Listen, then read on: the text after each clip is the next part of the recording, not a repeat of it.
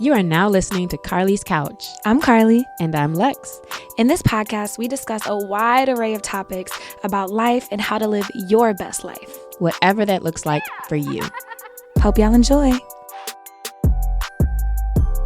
This week on Carlie's Couch, we talk about flipping your lid, how to notice emotional dysregulation. Hello, everybody. Welcome to Carlie's Couch. My name is Lex. And I'm Carlie. I almost said Cece, which is not Cece's couch, but I'm Carlie. Do you go by Cece? Sometimes if people struggle to say Carlie. What? Yeah, don't.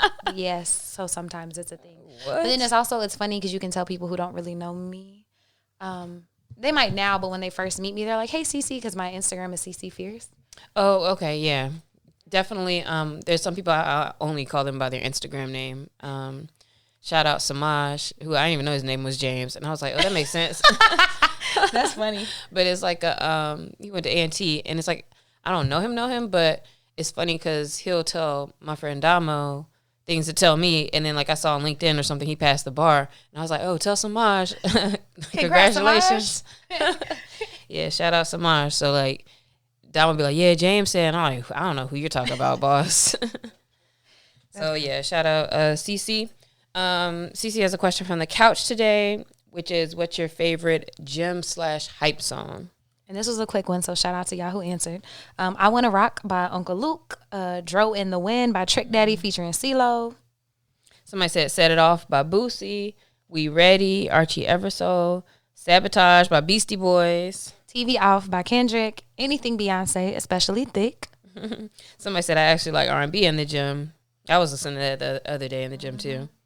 And then someone said gospel music, Kirk, Marvin, all of them. That's good. I'll say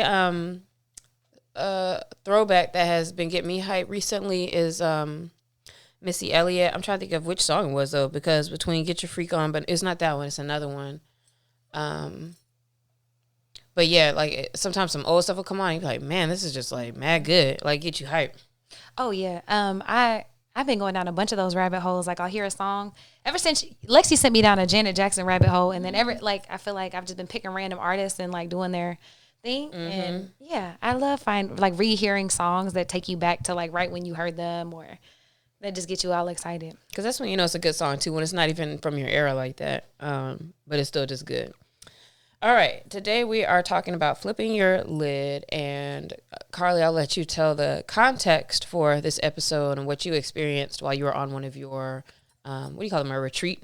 Professional development. Yep, so I work with a couple of school districts and companies in the Bay and do professional developments, other people too, but that's who I've been working with most recently. And we were thinking about ways to teach about social emotional learning to high school juniors and seniors. So there's a program where they work in the after school program with the younger kids. And so we're trying to teach them about nervous system dysregulation and emotions and how to recognize it. And I was laughing because I was like, dog, I feel like a lot of adults actually need this too, because we didn't learn this shit when we was younger.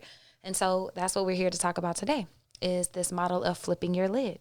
So this is what you went through with them and taught them? Mm-hmm. This was like one of the very short segments, but I think it's very powerful and necessary. And I am a kinesthetic learner. Like I like doing things. And so I'm going to give y'all something to do to practice. And if you have kids, it's a great way to teach them about their emotions. Mm-hmm.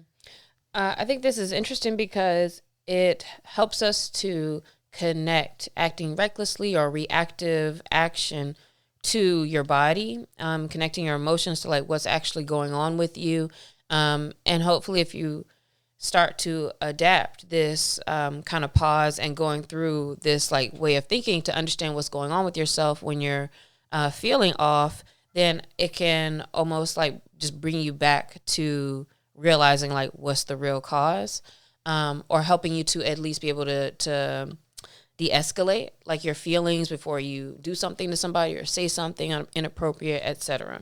Yeah, because while emotions are valid and I want you to respect your emotions and to honor them and to process them, they're not always true and they're not always directive. Sometimes we get emotions because we're hungry, angry, lonely, tired because we had poor sleep last night, and it's not necessarily the person. And so for me, the biggest thing about noticing dysregulation in myself has really helped my relationships and helps me not pop off at the mouth at somebody or react in a certain way.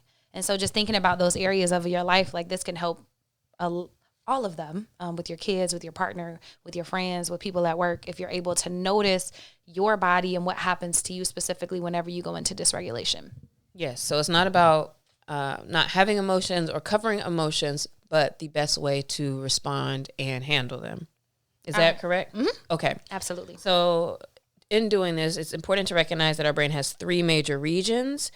So we're going to go through what each of these regions are, because then we can say, okay, there's some signs that may point to some things going on in some of these regions that we can then, again, help us to realize, like, all right, what's going on? So what is the first one? Okay, so you can pick up your hand if you're not driving. If you're driving, just do you. But if you're here with us and you'll pull up your hand and you can point to your wrist. And so when you're thinking about your brain, your wrist is your brain stem.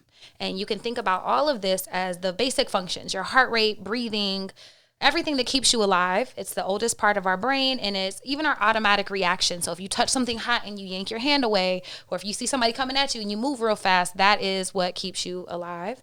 And that is the stem, and that is your wrist. Is the use of your hand just to give you like an illustration? Mm-hmm. Yeah, because people learn different ways. So this is a visual way, a kinesthetic way, an auditory way, and maybe I'll share a graphic or something on Carlie's couch so you can see it too. So your wrist. Your next part is your limbic system, your emotional brain. So you tuck your thumb in, and this is your emotional center. It's your feelings, which are your alarm system. It's meant to keep you safe from danger, thinking about saber-tooth tigers back in the day with our ancestors, by getting you ready to fight or flight or freeze or whatever. So in our limbic system, that's our emotional center. You also have your amygdala, which triggers your fight or flight response. And this can make you even feel in today's society emotionally like you're in danger whenever it's not life or death. So there's no saber-tooth tiger, but your emotions are elevated and you're about to freak out. So that's your thumb. And then the third part is your lid, and that is your thinking brain, your prefrontal cortex. And this is like what is not fully formed in your brain until your mid-20s. And so if you do have kids or you're working with kids, their brains are still soft. They are not fully formed. And so they're not always thinking with their thinking brain. But this is the thinking, planning, learning, decision-making, regulation, and reflection. And so that is that. So to go through it again, your wrist is your brain stem, and that's your basic functions. Your thumb is your emotional brain, your limbic system, and then your finger is folding over, making your fist is your thinking brain, your prefrontal cortex. So then as we go through the signs that there may be an issue with one of those, to me, I would guess, thinking ahead, that most of them are probably have to do with that limbic area, just because the brain stem seem like that's kind of like automatic things. Although if you are like, sometimes like if people are dealing with depression or certain things, sometimes you're like slow to react to things, you're more numb. So maybe that could mean a dysregulation. Okay, now I'm getting into the list. So let's just get into the list of signs. Signs, because maybe they are in all of them and can show something's going on. Before I hop into it, well, do you notice any signs like that tell you that your body is dysregulated before we hop into the list? Like something where you know, like, all right, Lex, I'm tripping or I'm not regulated. What does not regulated mean, though? That just when you feel off? Dysregulated means that you're not operating. Because that just be anything. It means you're not operating with that prefrontal cortex. It means that, like I said, a lot of people, if you're hungry, angry, lonely, and tired, you're probably not thinking straight because your body very physically needs things to sustain it, to keep it alive. For me, I notice like I might start to clench my jaw or feel like a little bit of rage, or like not like flashes of red, but things like that. Like those kind of tell me like, oh, if I'm real quick to try to reply to you or to talk over you or do something, like I notice my lid has flipped and I am not present, like with my thinking brain. Any little thing is off, then your lid has flipped with this example? Well, it depends. That's why I said it depends on the person, because we all have different types of levels of, because I fast sometimes, so food might not necessarily be a trigger for me anymore. But whereas like if I'm really tired, I'm probably not thinking with my best brain. And so that's the goal of this, is to help people recognize whenever they're not regulated, whenever their lid has flipped. I guess the only thing that's kind of that I'm thinking a little too hard about is like, it seems like it's a sliding scale of, you know, how air quote off you might be or dysregulated you might be, and how serious it might be. But for me, if I'm thinking about it the right way, correct me if I'm not, like the times when I'm like, I feel like something's kind of off and I might need to do something, like you might need to work out, or you could tell when it's like, I need to eat, something different or whatever. One of those where it's like when you can listen to your body, see what's going on and figure out a next move. I would say is, if I'm feeling more emotional than usual, like that's something that would let me know usually something going on with hormones. I also just acknowledging that can help you just pay more attention and not react and, move out of that space. I would say definitely times of getting into like inaction or just feeling burnt out or being burnt out, where you just kind of feel like you don't really want to do anything. It's probably your body's like dysregulated in a few of the different spaces. That's my top ones right now. When we go through the list, I probably can identify with some more of them. Yeah, absolutely. And the big part of this is for you to personally recognize in your own body, like when things are off, because we're all so different. It is a sliding scale because on one very far end that goes into like, and I think you mentioned one, so there's two far ends. One is inaction, depression, feeling stuck. That's when you're stuck in your freeze. So your lid is flipped and you are stuck in your freeze state, manic, which is the other side. And so thinking those are the two polar ends, but in between that, we mentioned having trouble steering your moods, feeling stuck or feeling unable to make yourself feel better with things that normally make you feel better, becoming easily frustrated by small things. If you are so snappy and normally it wouldn't bother you, like that's a sign that you could be dysregulated. Yeah. Mood swings, impulsive behavior, like, you just need some excitement, you need to feel something, maybe mania or hypomania, troubles with emotions interfering with how you pursue goals and achieve desired outcomes. Yep. Persistent irritability or anger between outbursts, like, or you just like snap on somebody because like somebody dropped something. What the fuck is that? Blah, blah, blah. Like if you just are noticing in your sign, like you're more prone to losing your temper, your nervous system is probably dysregulated. Yeah. We've all seen like people react to things and it's like, what's happening? And maybe because we can see such extreme examples at times, it's hard to recognize ourselves if we're not regulated until it feels like it's like hugely overwhelming or you're hugely burnt out. And maybe that's part of the problem too, is that you don't really catch it often as things are building up. So what does this mean though? If we're now like, okay, certain things are happening where I know, my nervous system is not regulated right now. That's a natural thing, right? Like that happens. So what now? Like, what does this mean? This means that you have an opportunity to notice. And that's why I really want you to take some time this week to figure out, what does dysregulation look like for you? It might not look like anything Lexi and I talked about. It might be something very specific to you. But once you notice it happening, and I have an example. So I was having like a conversation with my partner and then I started raising my voice and I noticed and I was like, and he tried to continue. And I was like, actually, can we come back to this in like 10 minutes? I'm not feeling regulated right now. And I was able to have a really great conversation with him because I noticed in my own body, I started feeling like really tense and I started wanting to like argue and all these things I noticed in myself. And I was able to stop, pause, ask for what I need because I know that I need a little bit of space and then have a better conversation, which helps de-escalate. So in that example, for clarification, like that happening was a result of dysregulation. That's not you becoming dysregulated, right? Because it's not just like I got my feelings hurt or something happened, I'm dysregulated all of a sudden. Dysregulation can happen like that. And so, like for example, if someone undercuts you in a meeting or takes credit for your work, you might very much in that moment be very dysregulated and want to lash out or want to have a very brazen response. And, and I'm not saying it's a bad thing. Like sometimes like emotions can be warranted. Yeah, I feel like also maybe more so in my mind is that will be an example of like a trigger of the fact that you need to regulate in certain spaces or that there's certain things like to work on.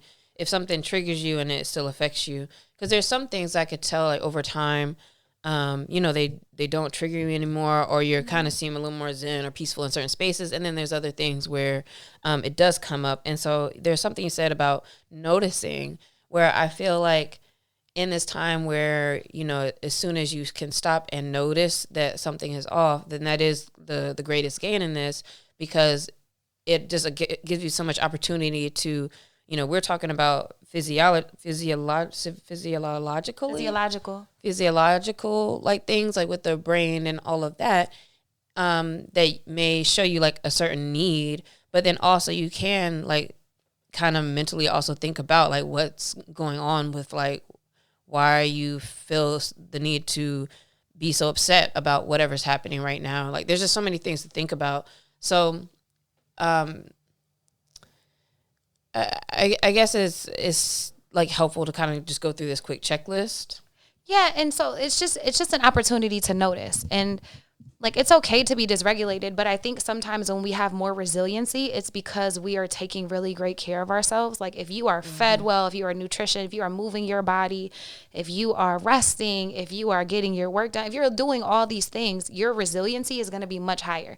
But in the world that we live in and all the crazy stuff that's happening right now, we are on edge a little bit, and we are much more prone to flipping our lid and acting out of this emotional brain because there's a lot of very real threats and things happening in the world. And so it's okay, but I wanted to share this to help you take that time to notice what dysregulation looks like for you so that you can catch yourself in the moment, because I can't even remember and sometimes you don't even know necessarily why you got dysregulated. And for me, it wasn't about like, well, why do I feel like this and what happened? It was just recognizing in the moment I wanted to fight because I felt dysregulated, and that wasn't the best course of action or how my thinking brain, my regulated self, would want to react in this situation. This is a person that I love. I want to talk to them with respect. I want to bring it down and figure out what's going on and have this conversation. But whenever your prefrontal cortex is not present, then you can't really have that. And so a lot of this is self-discovery and you taking the work to know what you need, what you're missing, and taking time to figure out like, okay, what does dysregulation look like for me? So that whenever you notice it happening, you can have a little toolkit to move you forward in a way that honors who you are and who you want to be. Okay. So let's talk about the toolkit. First of all, I'll say I feel like it can take time, because a lot of the dysregulation kind of accumulates over time and over habits and over, because of beliefs or mindsets and things. And so it is, a huge thing, first of all, just to notice. But once you start to notice them, what are some things that we can do to regulate ourselves? The first one is to do the best you can to take the best care of yourself possible, so that you have as much resiliency as possible in general. So make sure that you are taking care of your mental health, physical health, emotional health, spiritual health, all of those things. You're eating well, I feel like that's the answer. But like that's just a zillion things in all of that, right? Yeah, but that's why that is the answer. And that's why I hate it. It's like, well, it depends. It's a very consultancy answer, but it does, because like I need a lot more movement than it seems a lot of other people in my life. Like to keep myself regulated and to be my best self, I have to move my body a lot, because I have a lot of energy, a lot of fiery energy that will explode in other ways if I'm not constantly moving and taking care of it, because it's a big coping mechanism, but also has become a way of life for me. So movement is a big one. And I challenge anybody, like if you notice dysregulation, go take a walk, go work out if you can. Obviously you can't do that in everything, but movement is a big one. Another one is mindfulness. I know people hate hearing that, but it really does work. Taking a moment of breath work, taking a stretch, tapping as an EFT practice, and tapping actually helps calm your nervous system. Doing pogo hops, like jumping up and down, actually helps your nervous system relax and calm down. Or even grounding, which I know you like to do, like outside in the grass or in the sunshine. Is there a way that people can identify what's a good way for them to regulate, or is it just one of those things where they just need to assess for themselves and just try things and see? And is it like you just, I feel better all of a sudden, or like how do you know you're regulating? If you do these things. Great question. So the world is your oyster. It's choose your own adventure. You have to try things to see if they work for you. And for me, I feel the tension release. Like I might still very much be in my head with my mind racing, but I can feel the tension relax in my shoulders if I go take a walk real quick outside and then I come back, or even speaking up for myself and giving myself space and then coming back to a situation where I felt very dysregulated and very triggered by. So I notice a very physical reaction with these things. Like breathing. If every time I teach breath work at the beginning of anything, people are like, oh, I feel so much better. And it's like, oh, because it's just a little bit of a reprieve from the stress that we all live in. For me, can feel most regulated when I just feel in such a good light mood, when there isn't any anxiety about communicating or being, around with and around other people, whoever it is or who they are, because sometimes you're kind of tight, and then sometimes you feel good and you feel like you're a magnet. And it was interesting because I don't know, it might have been a couple months ago now. I don't remember what actually, maybe I kind of do, but it was like a few weeks where I was like, man, I just felt so like light was coming off me.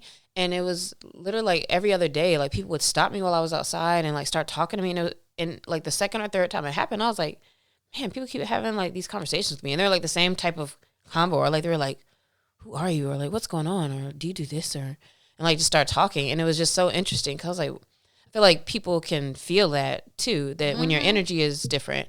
And mine, most of it has to do with health for me, like gut health. And I think that has a big effect on my hormones for me. So I don't know. I think because I don't really know, but like I can tell the difference in times where I just feel regulated, and then those times I don't procrastinate that much. In those times I just like get things done, and I don't have as much barrier to things. And in those times it's where I try to take advantage of it, and like I'll really push myself. I'll work a little more. Try to have meetings and conversations and stuff, and just take advantage of while I'm feeling like that, because, something will kind of happen or whatever. And then there's times where I'm like a little bit lower energy. Man, I have days where I'm like, I really feel like myself today. And I feel like that's the most regulated. Like, man, I'm showing up how I want to. I feel good. I am sleeping well. I'm showing up as my highest self. Like, that's when I feel like, oh, okay, I'm regulated. And that's when I can notice when I'm not. Yeah, it feels good to feel like yourself. And it feels good to just feel like you can move through the world, and like that things around you and outside of you aren't as affecting you and like your mindset. When you're regulated, you just have like a little bit more control around like, and a little more like power over yourself in that way. And that's what we want for y'all. So we want you to take some time this week to notice your triggers, the things that flip your lid, how dysfunction or dysregulation and dysfunction, I guess, feel in your body. And then, like Lacey said, choose your own adventure with the different techniques. Try different things to see what makes you feel good and makes you feel most like yourself. Have a good week.